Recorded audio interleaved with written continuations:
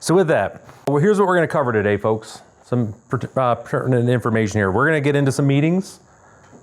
We're going to talk about talent assessment. It's one of my favorite ones to do. It's a really important thing that we have to be able to help take a look at on a consistent basis with my clients. We do quarterly reviews on all of our staff.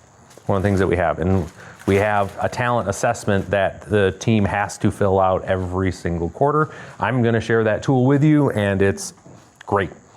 It makes things easy. And our reviews that we have for those quarterly reviews, at the most, are 3 questions. I limit them to that because we want you in and out in like 10, 15 minutes. It's basically, we want to look at it as a pulse check. Hey, where we at? How we doing? What you got going? And here's where I'm seeing. Let's get this corrected. Or hey, keep doing this. We'll talk about that in a bit. Then we're gonna get into our impact of one. It's relatively easy to teach. There's a lot of things to go through, but it has a lot to do with a mentality shift with what you are doing within your business, within your organization. And you'll see when we go through there as well. So let's talk about meetings. What's the purpose of meetings?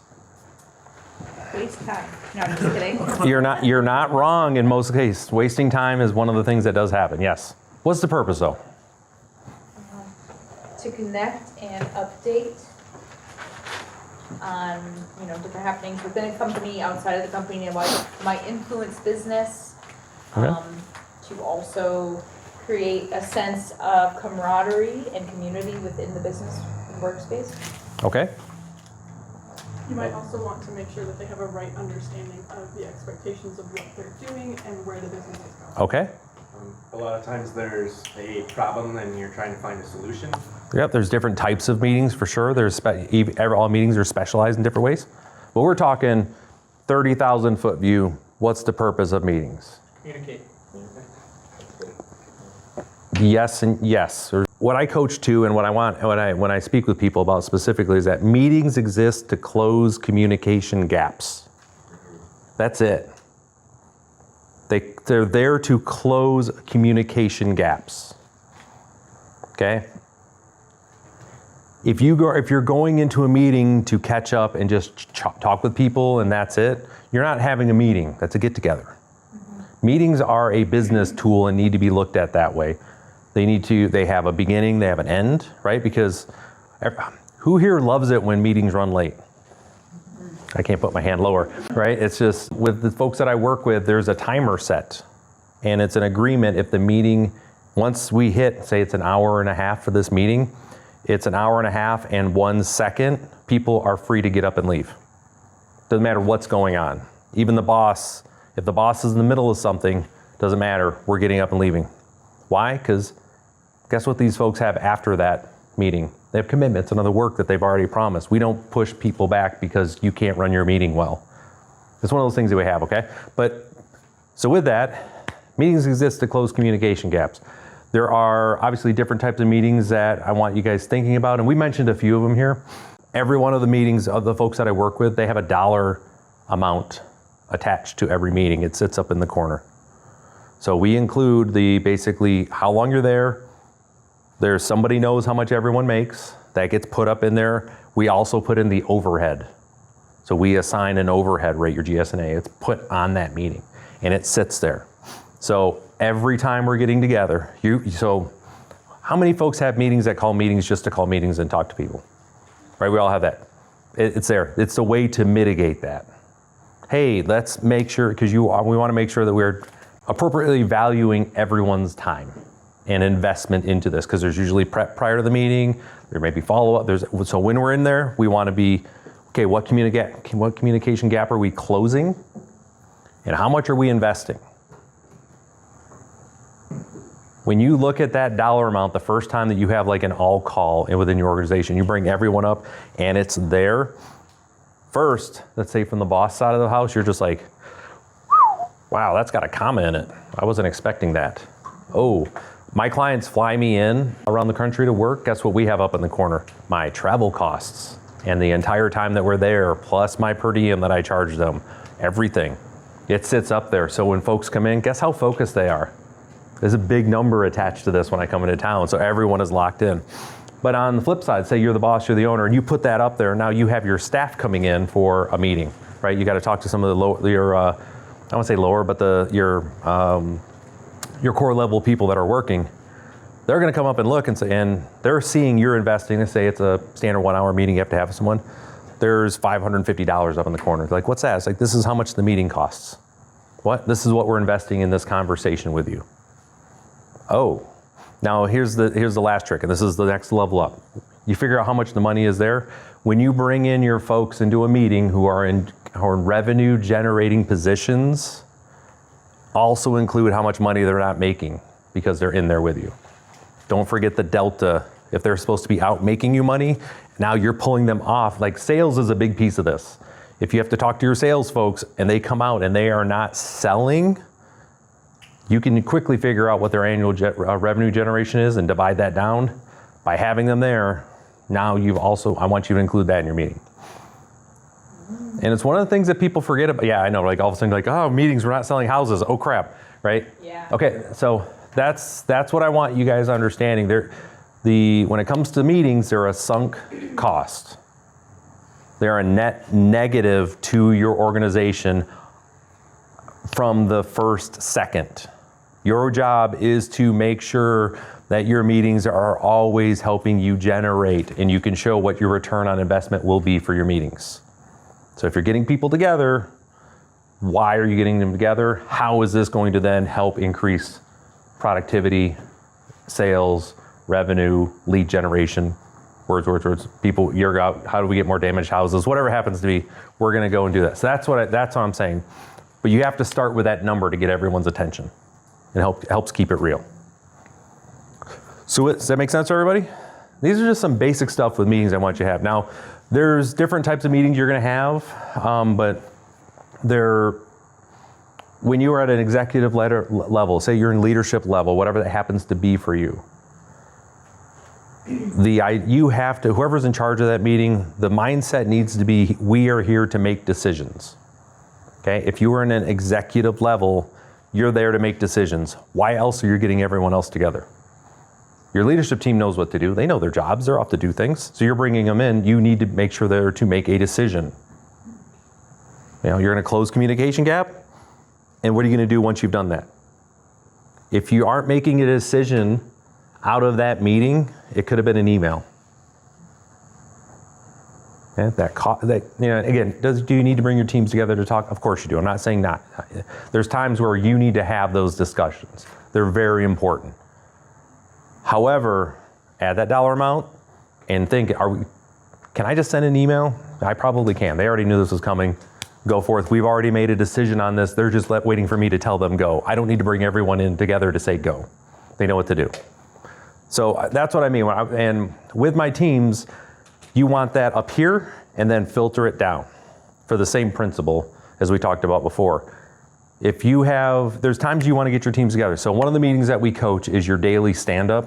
And the daily stand-ups we coach are not like the awful, horrible ones that you guys are already probably shuddering about, where it's a half hour of, we've got everyone, so let's make sure we talk about training. Let's make sure that any announcements, let's do all this. That's not what we do for those. There's processes for that we work out specifically. Your daily stand-up meeting is the first rhythm that I want you guys to think about for all of your meetings. How'd things go yesterday? Was there anything, these are the questions that just asked. It's 3 questions. How'd things go yesterday? What did you ask? What did you need? Was there anything that kept you from doing your work? Was there anything awesome that made your work more betterer? Right? These are things that we want to find out, but it's quick. You, cool, done. What do you need today? Is there anything that we need today that we didn't get to you? Again, leadership's job is to organize, train, and equip. Those 3 things. Organize, train, and equip. So you're just asking, are you missing anything? Can I get it for you? Because the people you're talking to make you money, so we want them good. And then the next thing after that is gonna be like, hey, is there anything for tomorrow that I can get today so we can get it ahead of time? What am I missing? And just ask them. And your teams will let you know. And here's the most important part of this, folks. When they tell you, you have to deliver. And that doesn't mean that you solve the problem or fix it for them, but you turn around and immediately you get back to them as quick as you can. Hey, I checked into that. I can't get it to you for today, but I've got it lined up for you tomorrow. I apologize, but we'll get that there. Cool. when you want to have a place that works well and you have happy folks on the drive-through, right? You got your folks that are there, your tellers, same thing, loan folks. Students, right? If their IT equipment isn't working, they're coming, you're like, that if you can get rid of those little annoyances, people love coming into work when they could just come in and work. It's really cool to be like, hey, I'm here to work and I can work. I'm good. And they leave after the meeting, the boss is gone, and then you can just tip, tap, tap, tap, tap, or whatever it happens to be. Or, working on random things, picking up the mop, whatever, have a hammer and stuff, whatever it is. Okay? So that's the daily one. And your goal is, did we win today? It's always just, did we win today? That's what you want to say. And you can ask, and that's something that everybody just has to be able to evaluate. Was today a good day? Just reflect on that. We have something I want you to think is very similar for the week. Did you win the week? How do you win the week? Did we win the days? Did we win the month? Did we win the quarter? But it starts with that first meeting. Did we win the day?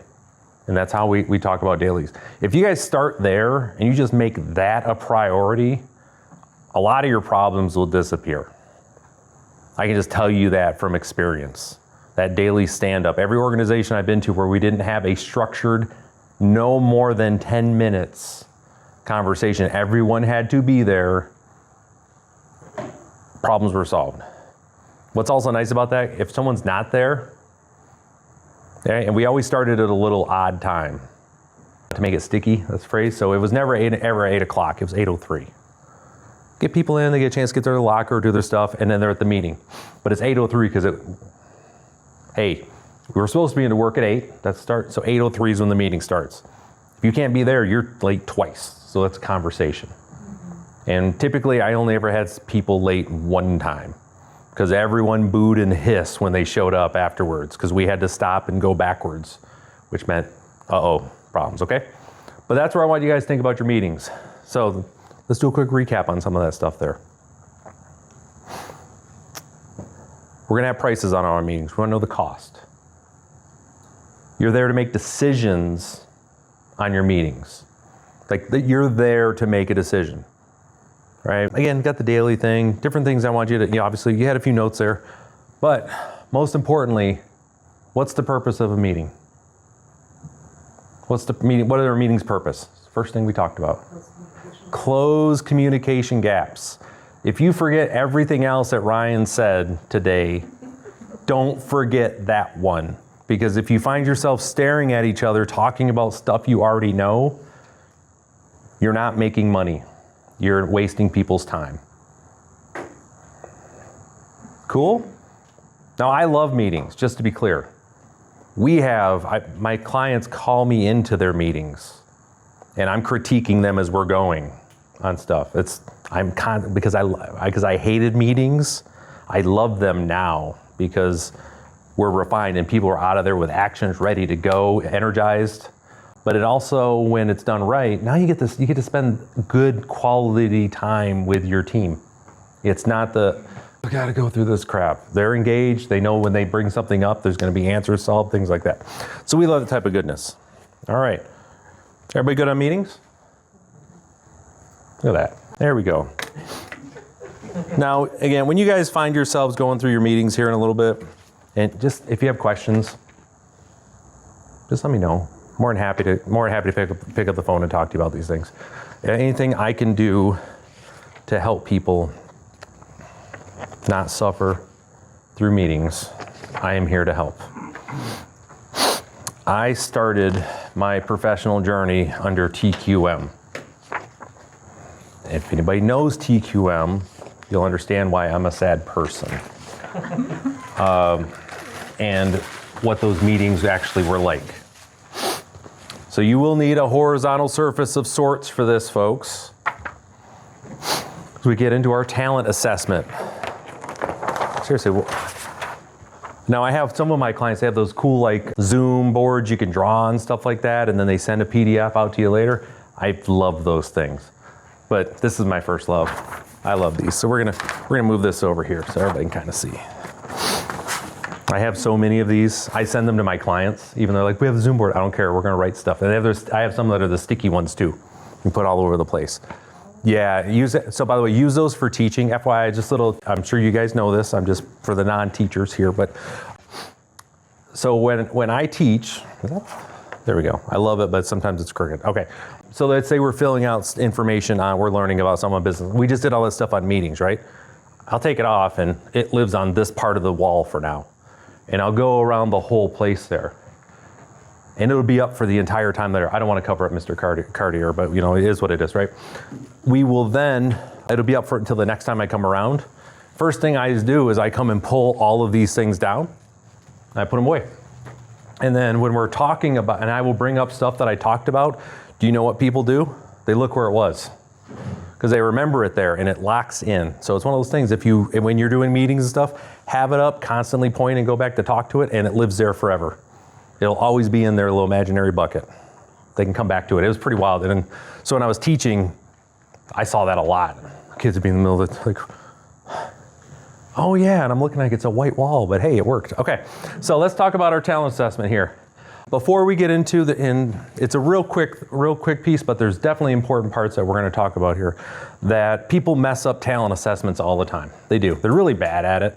It's because they don't understand what you're supposed to be doing with a talent assessment. What you're supposed to be doing with your reviews. They're meant to be a vibe check for the most part. How well people are doing as their work and how well they get along with everyone else. Are you a jerk? Are you cool? Everyone's like, yeah, I know a few jerks I work with. So you see what I'm saying? It's a diagnosis tool, your reviews. They're meant to be a vibe check and help people move along. So what we do is we coach, these are reviews. The side that I gave you has where you would list names, and we're gonna kind of go through that in here in a second, but I want to talk to you about the other side, right? You guys are so good. You didn't even, everyone always flips over the paper. Look at you guys. Can you guys come to all of my stuff? That's so great. Everyone's always like cheating. So you see how we got these little quadrants here? I would not be in the consultant world if I didn't have some sort of quadrant to break stuff up in.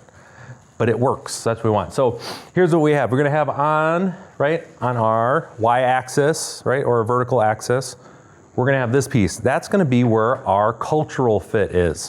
What's the definition of culture? Your shared belief system. Okay, belief system. Actions that define the group. Okay, actions that define the group. I guess your culture exemplifies your vision and your mission statement. It definitely has parts of that, for sure. For sure, you hope, but that's the hope, So, all right?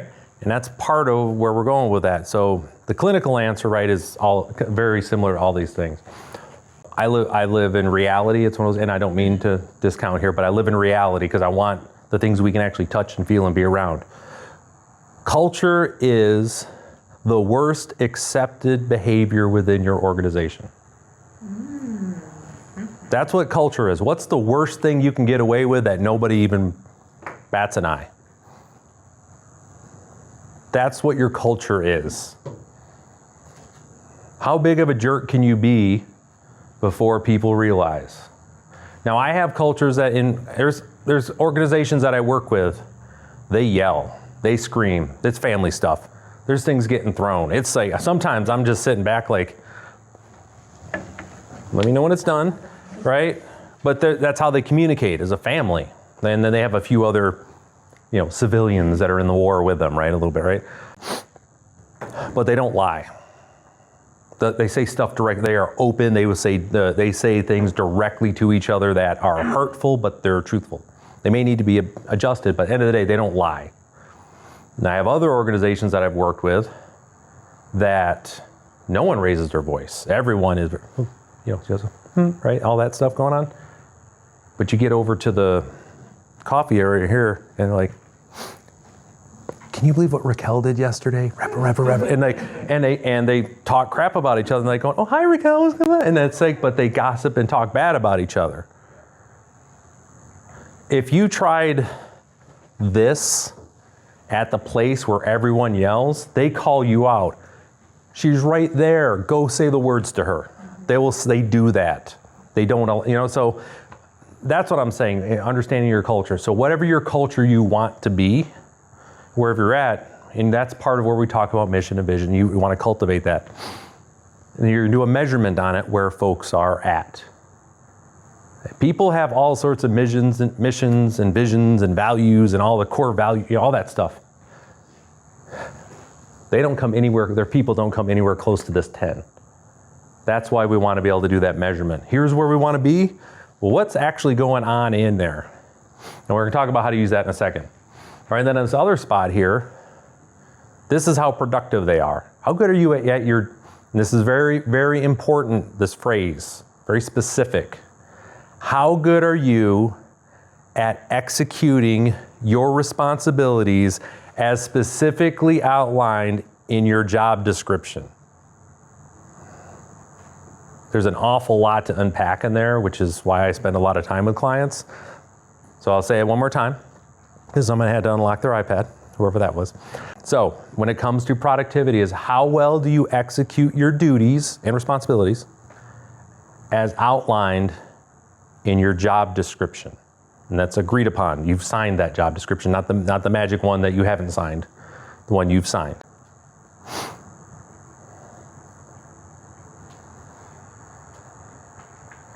Before we get into these quadrants and how we look at them and how we identify and what we're going to do with them, we can do this too. Think about the problems that you have within your organizations. How many are them because folks don't actually fully understand what their job entails? They don't have their job description. How many of them are your fault because your job descriptions aren't written correctly and you're asking people to do stuff that is outside of their job description? And yes, I know, as other duties as assigned. I don't care about that. That's one of those, that's meant to be a one-off. Hey, can you move that chair from there to there? That's not meant, hey, can you consistently now be the monitor of this? No, well, hey, let's get this thing updated because there's time and energy investment. It isn't just a catch-all. That's meant to be this big. And there's many HR people that I've had to educate on that. Many. It's not a get out of jail free card. Okay? How many issues do you have that are cultural problems? Right, where they're acting out and they're having issues. They don't fit where you're at. They're in that not overly nice person category. Just, think about those things and how do you have those conversations? And if you've been through my effective coaching conversations for leaders at all levels course, by the way, you can go find it on my website. It's actually an online course. I have videos and you get a physical copy of the actual book that I have in there when you sign up for it. We talk about having discussions about the actions people take. Guess what? You have to be able to identify their actions culturally where they're not a fit, right? Things aren't right. And then against their job description where they did or did great. But it's always the actions they take. See how easy that is? It's not, because of all the other work you have to do in front of it, right? You got to have job descriptions. They've got to be correct. They've got to identify what you need done. When you look culturally, you need to have an idea of exactly what the heck you want your culture to be, and then have all your mission, vision, purpose, core values, all of that stuff identified along with training. Woof, that's a lot, right? We use this to help to identify the delta. What are you missing? How big is the gap? And we use it to identify what to go after. That's how you use this thing. And we're gonna get into the number stuff. Okay. So let's start up here, right? I think we have the letter B in this, right? Okay. They're B players, right? And this is the idea. We're looking for A players. A players and potential A players, these folks. But we're gonna start with the B over here. These are folks that we refer to at, we're gonna put B so everybody knows it, but we're gonna call these folks campers. Campers, and I'm gonna explain that right now. You're like, Ryan, what the heck? All of a sudden we're camping? Yes, we are. Think about the person you wanna go camping with. You would love to be around. There's the people who have snacks. They're fun. They usually have adult beverages galore. Or they know how to mix them appropriately. They probably know how to play a song, have cool tunes going. You go and their area is awesome. Okay, cool, we wanna go camp with them. But how's their work? Like, they're cool to roll with and hang out with. Like, they get the vibe of the place, but how well do they produce? And when we say campers, we mean the people have just kind of set up camp and are there now. They've always been there. The company may have grown. And you don't want to get rid of them because they're good people, but at this point, they're not really, there isn't much that they're doing or they're doing well. So they're over here. right? Again, I've worked with I worked in government for a very long time, and I'm just gonna say it that way. I worked with plenty of individuals who were there, were great, were awesome to me and my family, but we had to work around them because they were productive. They couldn't meet deadlines, they were slow, their work wasn't correct, so we were constantly have to double back on work. They may have had issues with the customers where they weren't meeting client expectations, whatever it is, whatever it looked like in their job description, they never made it to just average. They're always here. Does that make sense? Okay. And we're gonna talk about how to coach on all this stuff here in a second. All right, we're gonna come down over here, right? And this is gonna be our BC, right? All right, so we're gonna call these folks, they're really low on culture, but man, they know their job. So we refer to these folks, and I do, because I've worked with a lot of them, we call them cranks, right? I'm not a big fan of alliteration, but it does help here, so cranks. Ladies and gentlemen, I would like to introduce you to IT, right here. They just want, again, and I've been an IT guy, I've been over here, but I was usually try to work my way up here. But I get this mentality, I really do. Just let me do my work. I don't want to go do the office function. I don't want to have to power cycle your computer for the 47th time this month. I've given you the checklist 17 times. Blah, blah, blah. Culture is not there where they understand you're in a customer service type mentality when you're in IT. Doesn't matter what you think your job is, you're in customer service. And that needs to be your face. And guess what? Every time I've been, guess how I rewrote the job description? You were in a customer service oriented position. The expectation is there you to help make your customers' lives better. We also need you to make sure the lights are blinking correctly. Okay? But we rewrote it because of that. So you have the folks here that are just cranky upset. But that's also not say IT. Let's say they are a good performer, but their anxiety is up. You've seen the folks, right? They're good, you know they can work, but man, they're just agitated. But you know they're competent, they got the stuff, it's just they're in a bad space. So culturally, they're dropping down, but they can still work, but they're just agitated. They may be, if it's a quarterly, you want to talk to them about hey, things are going on, this isn't working well for you, what's happening? You're not smiling anymore, you've been quick to get upset with folks. They're not going to answer you correctly the first time. It usually takes a second review to be able to get in there. But what I've found is that, see how we got the campers, they've settled in and they found their spot and they're like, I'm cool, I love it here, I could just do this and just barely get by. The people who are high performers and all of a sudden they start going down, one, there's probably personal stuff, more than likely, but the other side is they're bored. They're in a job mismatch. They need something else to do. And so they start acting out and their culture drops like a rock. I've been this guy a bunch in the military. They had a cool little box they put me in and said, this is all you get to do, and I'm screaming, like, I can go do that though, don't care, do this. Okay, I'm not in a good mood now.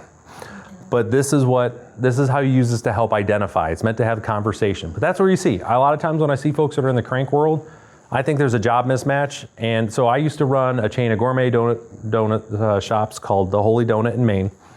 And I had these production folks, and then I also had the folks that worked up front in the retail, right? Retail people, super happy, because tourists are always coming around, right? Production people, they just want to be dealing with this. Anytime I had attitude stuff, I would just swap them out. I'd have this person here, I'd swap them out with somebody else. Attitudes would immediately lift because all they're doing is they're potato-based donuts, they're staring at potatoes all day. Let's go have you go talk to people. And all of a sudden like, hey people, I'm better mood, cool, I love it. I don't want to talk to people anymore, I just want to stare at potatoes. Instant, usually bought me another 6 months with them, and then we were able to figure stuff out. So just think about that if they're over here. Job mismatches are probably in the 40th percentile of personnel issues that you have. Give them something else to do and watch most people will start to flourish. They think of it as an investment, other stuff, but it's also, you're just realizing, hey, this ain't working for you, but I think you're good. I'm gonna give you something else to do, not another try in the thing that they're angry about. Let's give you another try in another job. All right, cool. All right, so let's go down to this one. Down here, we got, C players on this, right? Does it say C? All right. So this one, this isn't my favorite. I'm working on changing it, but it says cavemen on here. They're and they don't do much. Bad attitude, and they don't do a whole lot of work. So you have two options with this, and depending on where you're at with this, and this is completely up to you. As always, you have two options. If you have somebody that's here and you have a conversation with them during their review that they're this, you're not doing, your work is terrible and your attitude is garbage. Let's talk about it and work through. We need to work. I'm going to tell you how to coach it here. Let's say you go to the next one and you're seeing that they're not going to make it for any reasons, right? Not every job is this. Not every job is this. Some of them are, I did this for a while. It's time to move on to my next thing. It's okay. I've always said everyone should get fired at least once. It's on one of those. Yeah. It's like, hey, you blink, man, that sucked. All right, well, I'm still breathing. Let's get back to work and figure it out. It's humbling. It's one of the things you want to have. My recommendation: we're going to talk about coaching here in a second. Have the conversation. If it doesn't take, get rid of them. Let them have them go through the process of being fired. The humbling aspect of it. But also you have to think, a lot of these folks, when we talk about Maslow's hierarchy of needs, food, water, clothing, shelter, that bottom foundation, most people are one paycheck away from significant financial hardship. So they will not make the tough decision to quit because they're worried about being able to pay the rent. What you find out is when you get fired, you find ways to make money to pay the rent, and you'll figure it out. So, but they won't quit. So sometimes you just got to let them, help them, because people won't do that because it's hardwired into us. We have to be able to have a roof, got to have food, etc. Okay, and the next one we got here is up here is going to be our, these are A players. That's just what we call them, A players. Up here is this, and these are potential A players. These are the people that are, right? So there's two tiers on this. You have your A players, and here's the thing they're nailing everything. They're awesome, right? They're you guys. High in culture, high in productivity. You talk to them for that quarter, you're like, okay, we got this here. This is where you give them new assignments and new fun stuff to do. You challenge them. You give them something more difficult to do in line with their job description. You say, if it works out, we may add this as a permanent. We may find more money for you. There's things that could happen. You start having that conversation. And what you're going to find is you're going to have your A players, and then you're also going to have your potential A players. Your A players are going to dip back down here from time to time because they're people. It doesn't mean the world's coming to an end. It just meant, hey, Katie, here's the deal. We don't yell at the students.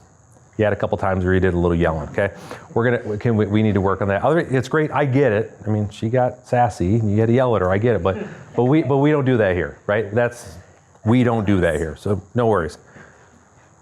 And then boop, we're back up into A for the next quarter. Course corrections are meant to be there. That's what the quarterlies for, even for these folks. And guess what? I find more problems with bosses trying to give advice and direction to the A players than they do down here. Y'all need to understand you have people that are going to work for you that are better than you. That's what you want. You want people working for you that are much better than you. Smarter, faster, funnier, more handsome, whatever it is, whatever you need, you want those people. But you need to be able to, giving them direction and guidance on that execution for what you do. When you find yourself in a room and you are the best at what you do, you're a few weeks away from going out of business. You should never be the smartest person, never be the best at what you do. You hire those folks and help them go be the best at what they do, right? Have them go make you money. All right. So here's how the coaching works, folks. Coaching on this is relatively simple.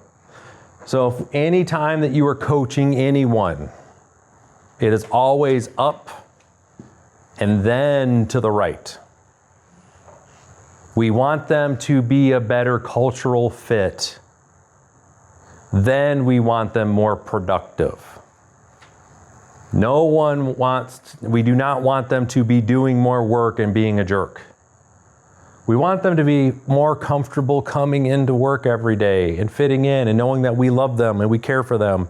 And, You know, I understand our relationship is transactional, but this is a safe space. Here's what we do here. We don't do that here. And when you do the things that we do here and you do them well, you're gonna like coming in here. And it's just lift them up. Because if they are down here on culture, how is that affecting the rest of the organization? Is it positive? Nah, we'd rather work. How many of y'all have had folks that are great in culture, but they're having a bad quarter or bad 6 months because they've had something significant happen in their life? Man, you don't need to do as much. We got you, fam. We got you. You do your thing. Wait, I'll take that from you. It's cool. Just take a breather for a while. Get better. When you're better, come back over and we can toss it back to you. That's cool. We want that. And how many organizations do that just naturally? Someone has something significant happen, whatever it is. Hey, we're going to circle the wagons. We're going to take care of our own.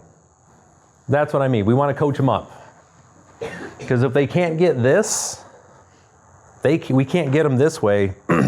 Why would we want them in front interacting with more stakeholders? Right? Customers, clients, vendors, our employees, heck, you. Do you want to be around a jerk? Nah, no one does, right? So that's what I'm saying. So we always coach up, then to the right. Does that make sense? Everyone's like, yes, Ryan, that makes sense. We get it.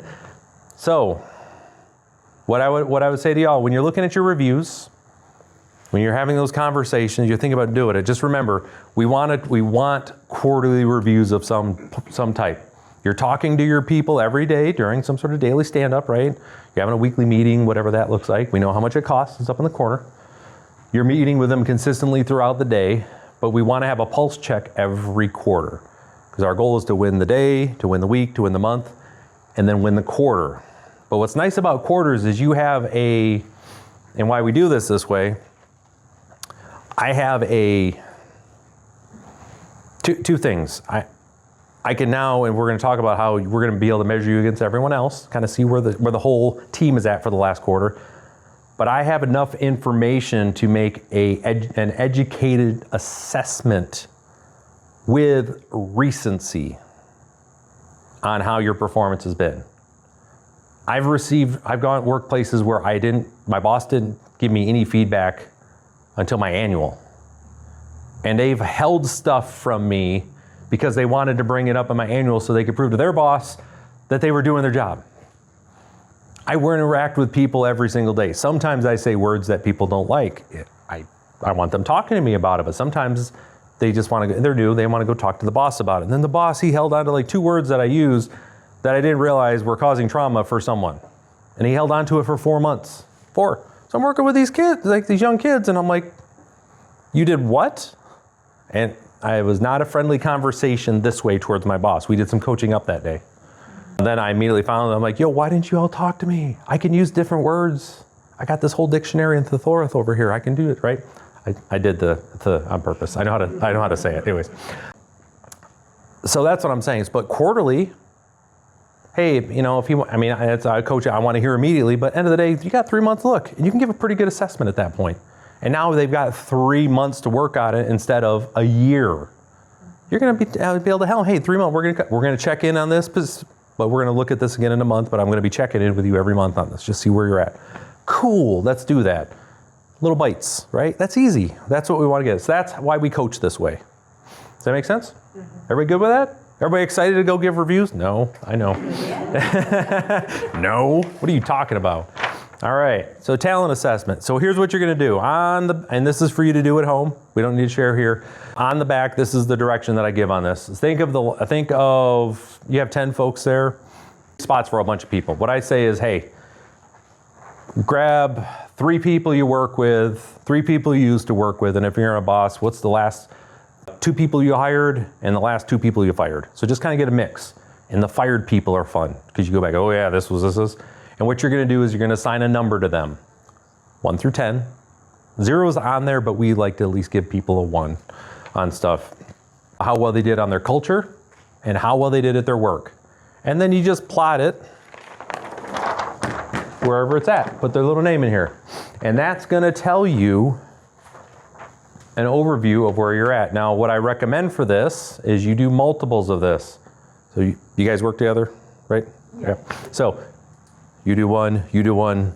If you work there, you would do one too, right? Everyone kind of brings it together, and you're gonna see whatever, right? Something like that. And you're gonna see something like that. Okay, they kind of right. Then we're gonna see one of these. One of those is not like the other. That's why we want to see multiples in the leadership team, looking at the team and getting those assessment. Not everyone's an A player, we love it, but during that quarter, they should be hanging out in here somewhere. Yes, you're probably, most of your folks you're gonna find are gonna be this direction. I mean, mostly when you do this, it's gonna happen because, but what I'm forcing this is as you have conversations, they'll start spreading out. And now, because people don't like the new stuff, you'll see people going this direction because there's changing culture, changing work. You're gonna have people heading this direction, but your campers will stick out. You'll know who those folks are immediately. There's never been a time where I've done this where like going, that's Alice. Like, and everyone just says, yes, that's Alice. And they're like, okay, do we want to right now make Alice be more productive? Or do we need Alice just to keep being cool with snacks and stuff? And that's actual discussions that happen because we have, Sally and Bill were down there or whatever. We got to get after that. So that's what you use it as, okay? If you go through this, have any issues, obviously, let me know. I'm there. All right. Now we get into that talent assessment. You guys are cruising. How are we doing here? Look at that. I love handing out stuff. This is actually one of my favorite things when I was teaching. I got to hand out things. I got talked to because sometimes I might have done caught a couple kids with it like that. So the kids, they're like 18, 19-year-old men and women. So, all right. So this is impact of one. And as I put in there, we're going to do a little bit of homework stuff. I want you guys to do a little mathing on this too today. So we're not looking for advanced math. There's not going to be any derivatives if you guys want to do some deeper functions, we can. So there's a lot of stuff. So let's see. Okay, now you're a regular class. You dug right in and you were curious and looked. Okay, all right. Now this is what I'm used to. Okay, so with this is the group that I work with. I just came back last week. I was at a conference in Phoenix where we were coaching this. This is one of the things that we recently came up with. It's a Greg Cleary. He's the guy that founded Pinnacle. He's been doing coaching forever and a day. We revise tools. I'm on the actual team that builds these things out. I'm actually one of those weird people that gets to use their degree for what they went to school for, like occupational education. I went to school to learn how to train workplaces. I get to build them. It's great. All right. So the reason this came about, the impact of one, it has to do with a fundamental understanding of, and where people have a misconception about what business actually is and how to do better. People struggle with this, and it's always confused me a little bit, but I understand. There we go. All right. When you start your business, you start working in your organization, whatever you're doing, you're looking for maximum impact on how to deliver something. And if you're delivering something that's good, you eventually start getting enough business, and now you've got start a company things going on. And you settle into delivering your business. When you started, you would be looking at, okay, let's say you use some sort of retail piece. You're looking at your inventory costs, you're looking at your labor costs, you're looking at what it's going to be in order to keep the lights on, your rent, marketing, all these different things. They're very big numbers, where I'm going to need a bunch of inventory, I'm going to need a bunch of hours for labor, I'm going to need this, this, and this. And that's where people settle into. And what this is designed to do, and we're going to spend some time doing it, not a lot, but I want you to at least go through and do some mathing on it and just kind of see when your organization, your business has reached a certain level, and I wouldn't say matured, but you're in toddler phase, you're at least up and scooting around and money's falling into your pocket and stuff, right? It's very difficult to find big savings. It's very difficult to make big swings that are going to change your organization.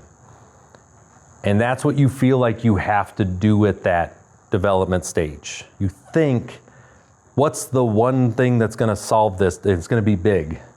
And that's not the case. Regardless if you are in the toddler stage or the developed stage, you are never going to save money or improve your company in a big swing. It's never with a hatchet, never with an axe. It's always with a scalpel. We want to celebrate a 0.25% savings on our inventory costs. We want to celebrate a 0.5% over here in our labor rate. It's always with a scalpel. And you want to do that for the many, many reasons, but mostly because it doesn't shock the team, the system, your vendors, all your stakeholders. Little changes are great. Large changes cause you to go out of business. Because if you get that wrong, the doors lock and they don't open again. So we always want to make incremental changes when it comes to anything within our organization. But also, there's this effect. So we're going to do it in two phases here. This is a very crude drawing, but I think you guys get what I'm saying. So let's say we make a big swing at something, and here's our improvement. Over time, it looks like that. You've made one big change, and that's it. When it comes to dollars, right? Here's my money, yay, and then now that savings is there, and that's it. When we talk about when you're doing things incrementally in small little bits and you're targeted, it looks like this. Because you're constantly in the mindset of looking for those small little changes. So a little change here, a little change here, a little change here, a little change here, a little change here, a little change, right? Process improvement, you understand exactly what I'm talking about, the feedback loop. But too many folks, they're looking for home runs. It's cool, it's awful flashy, but it's once. Give me somebody who's gonna be hitting singles every single day, I'll take them all day long. Because there's compounding effects with this. This is a one-time deal. There's compounding, and that's the other side of this. When you're doing small incremental changes, that's why we talk about the impact of one. It compounds exponentially in many cases. You find a small little savings over, let's say how many tellers do you guys have on the line in a given day? We have 3. 3, all right.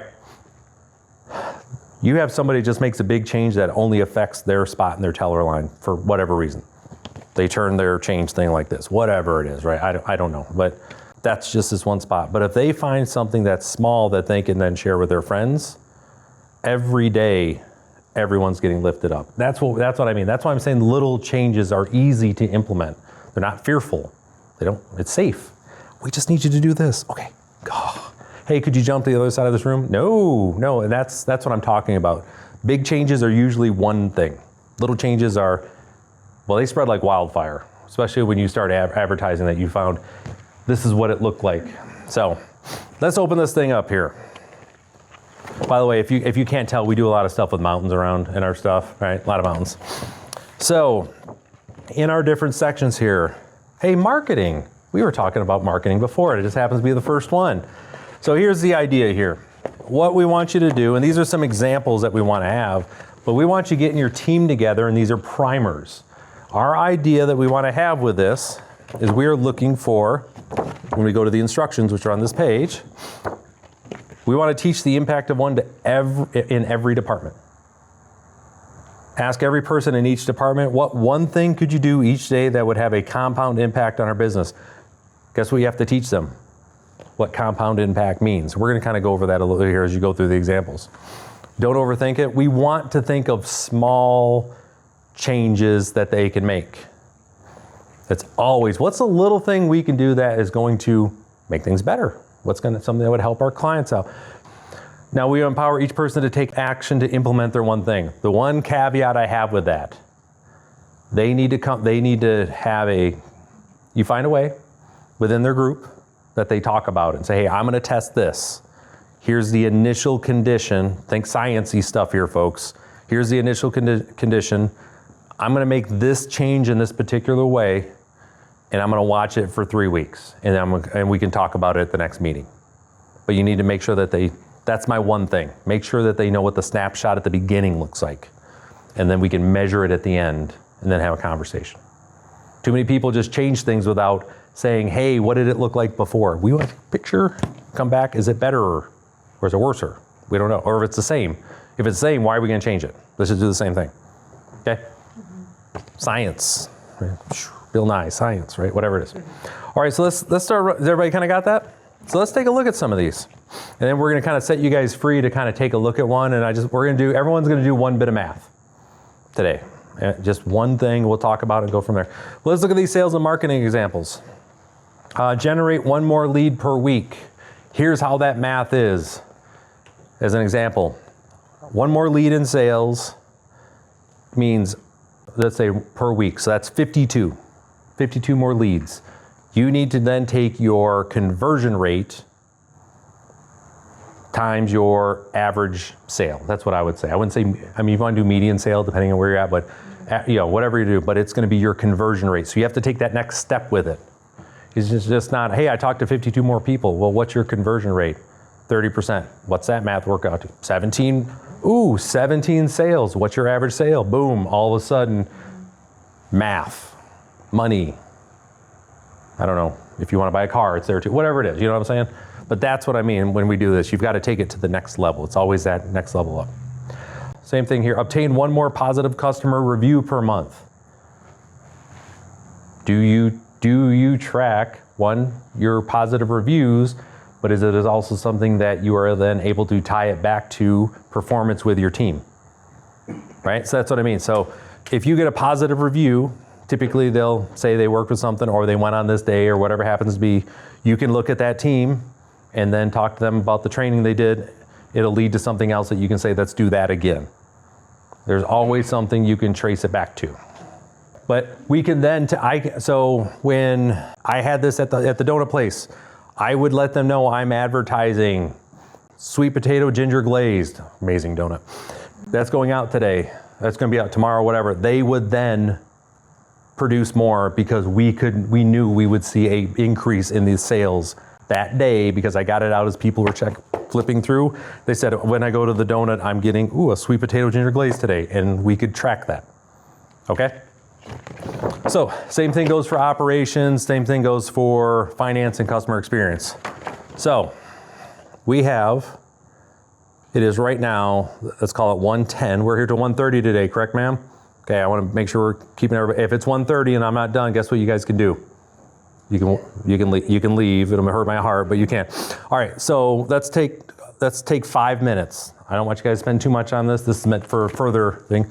Pick something, do some math, then we're going to share. Okay? 5 minutes. All right. And done. Okay. Let's start with the teacher. Because teachers love to go first. It's their favorite. Right. So I chose in the operations area Okay? to decrease my grading time on an exam 1 minute Okay? for each student. Okay? So I bet you do. Yeah. 20 students on average for a class. So that's 20 minutes. Let's say 5 exams in a semester. Yep. 100 minutes per class. 6 classes in my fall and winter classes, 3 classes in the summer. That's 1,500 minutes for a year, which is 25 hours. Yes. 25 hours. Yeah. Yeah, almost a day. That's basically 3 work days back if you're looking from an FTE standpoint. Full-time equivalent, when I say FTE, sorry. Yeah, that's what I mean. That's exciting. Yes, there you go. So I recently restrung a piano. Okay. And I kept track of the time that it was taking me, and it took me 20 hours spread across 9 evenings. Okay. So I was like, okay, if I do 1 more string a night, that's 15 minutes. Okay. Adding is 15 minutes in 1 night. That cuts out, on this last piano I did, that cuts out 2 entire hours. It shifts that back across the time that I'm already spending in this. So then I have an extra night now. Yes. To do an entirely different project. Yes. To get that piano out back. Yes, another project, sales, all the different things it opens you up to. Absolutely. Great. Well, I really was thinking about, one more positive customer review per month, but then you started doing the click percentages and all that stuff. Yeah, I didn't really come up with it. That's okay. But that's something that we're always looking for is more Google reviews. Yeah, so here's what I was talking about, the way that I coach my clients on that is like, okay, what's your click-through rate? for whatever happens to be. So review, if it's coming from Google, I'm going to assume there's a review attached to it because they're there, right? So we're going to do that. Okay, what's your click-through rate? And then what is on your funnel, right? We're talking about sales funnel here. What is your then, as far as the contact rate? They fill out your contact form. And then from that, how many of those do you typically convert? If they spend the time to do that, typically your conversion rate's over 80%, right? It's pretty high. So one review, what your number of clicks you're getting, all of a sudden your conversion, and that's what I mean. One more thing, especially if it's recent, like that's the idea. It's a recent thing that says good, people are more likely to click. And you can pretty much take that as a sale if they've done that point to get to there. So, all right. I looked at optimizing the customer journey for a seamless experience, and we've been building our online birthday party booking. Okay. Previously, people have had to call in and Yeah. talk to someone. Which is do all so that. fun. So, yeah, we've been adding it on, and there's like kinks that we need to work out. But if we can increase, looking at Saturday and Sunday, each month we have 20 available spots for birthday parties. We're currently filling about 15 of those. Yep. If we can increase that 75% fill by 5% to 80, that gives us just one more birthday party a month, which brings in an extra $1,800 at least a year, depending on how they're booking the So- party. Equipment, all different things you can do there. 100%. All just getting one more thing in off of having a cool, goofy social media post. Yes. Like that's, tying those in. Okay. Ma'am. So I did it based on one more lead per week. Okay.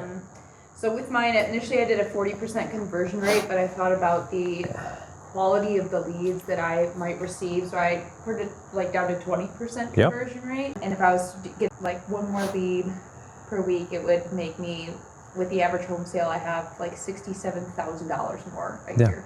Just for a phone call. Just a phone call. There you go. Yeah. Is it worth dialing at that point? Oh, of course. Yeah, there you go. Yeah. Yeah, okay. So I did ours kind of more in the financing. When we service customers, sometimes payment is not always done upfront. Sometimes. Sometimes. So I just did a simple minimal charge. If we don't collect payment twice a week from 2 customers, that's $250 a week, and that's a $13,000 loss a year. That's like 1.3% of 1 week's wages that Yep, would be there you go. just from collecting payment. So with that is exactly how I want you guys looking at all these things. What can I do with that money? What is it affecting? How could I make this better? If we had that coming in, could we afford another person to generate revenue? And what would that look like? That compound, so that's great. Absolutely. That's how we want those tied in. That's great. So why for a lot of this, for the service folks that I work with, one of the things that I've added is just if you're showing up to a place to do a quote, charge them $75. I have some of my folks in the construction trade at $750 to get anybody's time right now, but it goes over. It applies to the sale if it happens, but that's one of the things I've just been telling folks: charge for your time. If you're not doing it, even if it's $75, you're more likely to close the sale too, since they've already exchanged cash. But you should be charging for your time. Okay. Except not in the credit union world. We should be free for everything we do when we talk to you. Okay, let's go. All right. I did optimize one more aspect of the customer journey. Okay. So project we're working on, we have a product we're trying to push, and they were like, hey, let's get some marketing ready for it. And I went back, and as it turns out, it's a product that's been around for forever, except they have to come in and open essentially. Like there wasn't really a good outlet to do it online or really other than in person. Okay. And so I've been creating a more optimal way of doing it through our website and through our app as well, so Okay. they can do that more efficiently. And it obviously opens that entire door up. at Okay. that point. So what is that? Do you have any sort of math you can associate? I didn't have any sort of math on it. Okay. All right. So I will go back, and it's so fine. Obviously I put you on the spot here, give you 5 minutes to come up with this. Best known practice. Again, I always say best known practice because it can always change, but best known practice, always assign a dollar value to everything you do. Just, even if you're just grabbing it, just get something on there, because what are we doing? Initial state, testing, what did it actually end up, and you're gonna get a real number. but just give something to start with if that helps to motivate folks, okay? So, no worries. Good stuff though, I like that. All right. Madam Branch Manager, what did you find? All right, so I picked from the finance and customer service portion over here. Send one more client thank you note or email. That's not something we're currently doing, but I thought it would be a good idea. So with new memberships, sending out a thank you note. If we were to do that, so I don't have exact numbers right now, but I believe the last month we had 40-ish new memberships. So taking 40, if we times that by 12, that would be 480 thank you cards in a year. All right. So with that, what I would challenge you then is say, okay, where is that on your sales funnel? Like that's the piece that I want you to be able to think about that and tie that back into. We do it because it's nice. We want to thank our folks there. It's meant to, but the thank you, really we want it tied to a marketing piece, specifically on your sales piece to say, hey, we love you, appreciate, here's the thing here, cool, got you. Hey, don't forget to check this out. Don't forget to check this thing out. Did you sign up for this and find out and click here if you haven't? You want them back to the website. You want them back to, it's always should circle back to something. So send it, but then find a way to say like, hey, we need more deposits. So give us right here. That's it. Okay? All right. So Safe Harbor Credit Union is one of my clients. That's why I know it doesn't matter which financial institutions I've worked with over the years. It's always, we need deposits. It's like one of my favorite things. So, okay, cool. Good. So has everybody kind of got it? Got the idea? Now just, you got to teach your folks. Get the good idea fairy going crazy and you're going to be amazed at what you're going to find. But remember, initial condition, testing period, did it do anything? And if it didn't do anything, we don't do it. If it did, everything was the same, we don't change anything. It has to be an improvement. Okay? We don't change just to change. We change because it's the return on investment or return on experience is going to be good. All right? Yeah. All right. So look at that. Impact one's done. Now it's just the last one. So before I get into this, how's everybody doing? Everybody enjoy today? Did you have a good time with it? Yeah, you guys have been fun. I like this. Kristen, how was it for you? You love life back there? Awesome, good. All right, now you guys have been great on this. I usually teach to a larger group. I love doing these smaller groups too. It's just fun to be able to get the interaction on this. As always, you need anything. Okay, you guys got my number, just give me a call. I know some people reach out when they need stuff. Don't hesitate on that. So 2 things. What's that? He's very helpful. Oh, I try to help where I can. So now with that, I am obviously looking for new clients. That is, I'm always searching. I'm here in, obviously Mason County. I work in Scottville. You had 2 business cards that were on there. My office is in Mason County Coworks. I own the building and I rent out the rest of the space for office space for folks, either daily, weekly, monthly, whatever it happens to be. I am gonna have mailings set up. Hopefully after the end of this week, Clarence will come through and all the suites will have their own mailing thing. There's also individual spaces if you need a spot. So I'm there. But on the flip side of this, I am starting something new, which is gonna be new cohorts for the folks that they don't fit my model. Like for my larger clients. Like I need to typically have an executive team, need to have a leadership team, but people still want to come and work on their businesses. They want to grow. So I'm putting together a cohort of smaller businesses at a smaller price point, and we'd be meeting monthly to come together, and it's accountability group. Okay, and I'll have some email out to you guys with the specifics here, but once I have the first 3 folks that sign up, we're gonna start rolling with this thing. And what it is we will come in 3 hours once a month. Come in, we're gonna have some breakfast, coffee will be provided by State Maine Coffee. We're gonna be good there. And we're gonna talk about, hey, what did you do? Just so you guys remember our daily stand-up that we had? We're gonna do a larger version of that. Hey, what'd you work on last month? What are you working on this month? What do you got for next month? We're gonna talk about accountability. I'm there to obviously help with any coaching, but you're gonna be able to talk to peers. It's meant for business owners to come together. And I'm also gonna bring in guest speakers every single month as well. So timely individuals to come in. So for instance, like we've got tax season has been going on and will be going on for a little bit here. So we'll have accountants come in. I'm gonna have an accountant come in. I'll have wealth managers come in. We have insurance people come in. Whatever, down the line, we're gonna have folks from staffing come in to help with anything you might have there, questions, get to know them better. So that's the idea, and then we'll just have accountability. And again, you'll have access to me that way too, any questions you may have. Okay, so I'll have an email out to all of you about that. Make sure that, I think we have all the emails for, well, I have your card, so I think we need to add you in, so. But that'll be coming out here shortly. I'm looking to start this. I'd like to start in April, if I can get I got a few people think they'd like to do it, but put it out there as well, okay? So with that, any questions for me before you run out of here? Oh, it's late. Okay, you guys are already gone, so. Any questions? All right, well, I appreciate it. Thanks again to the chamber for letting me come up here and say words, so.